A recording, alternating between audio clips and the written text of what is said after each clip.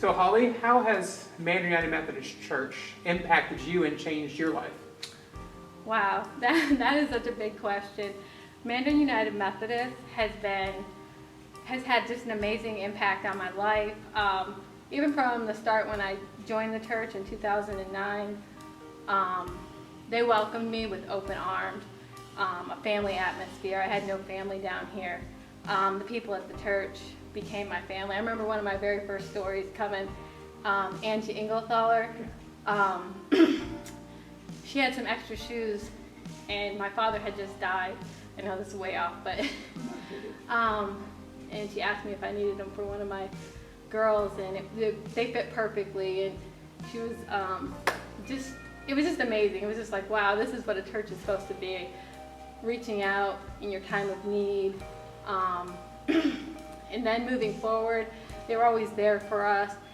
When I had my babies, they were always at the hospital. They were always supportive.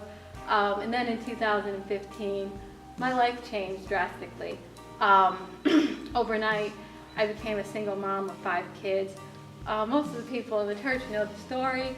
It's not a big secret, but my ex-husband now, he went to prison, and I was left to pick up the pieces for me and my 5 children. And I was devastated. I couldn't work. I felt alone. And I can't even say enough about the church. They came beside me. Pastor Debbie opened up her doors to my family. I think everybody in the church helped that Christmas. It was so overwhelming. Just the gifts that were given to my kids, me, and it was not just monetary things. It's the love. Every time I came to the church, somebody was hugging on my child, letting them know that they were loved.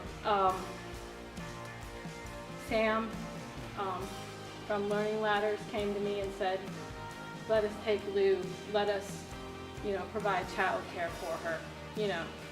As a single mom, I couldn't afford that. They gave Ariana a job at Learning Ladders, my oldest daughter, that year.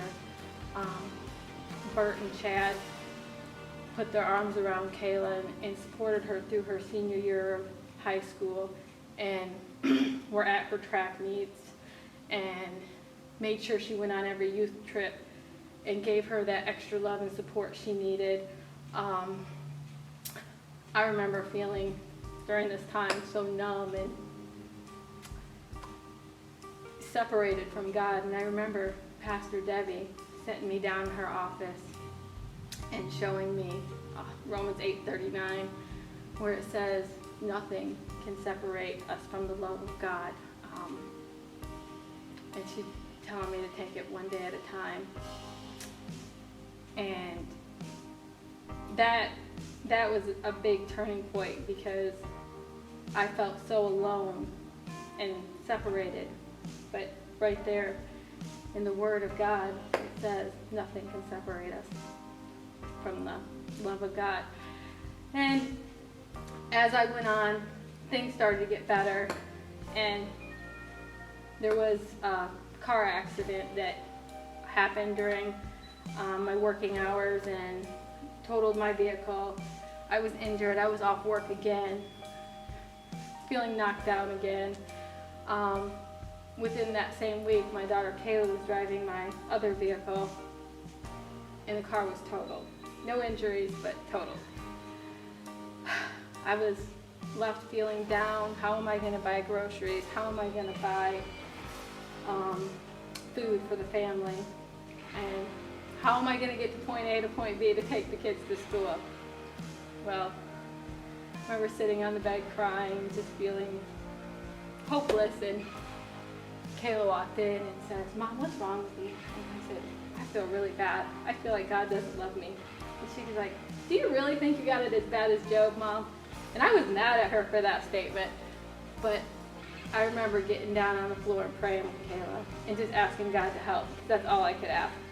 That next day, Pastor Debbie called and said, Now we have a vehicle that runs for you. Not brand new, but it runs. We have Walmart gift cards for groceries, and we're going to pay your electric bill. That was 24 hours later. I mean, when God moves, He moves. I mean, and the gifts from the church have just been so overwhelming.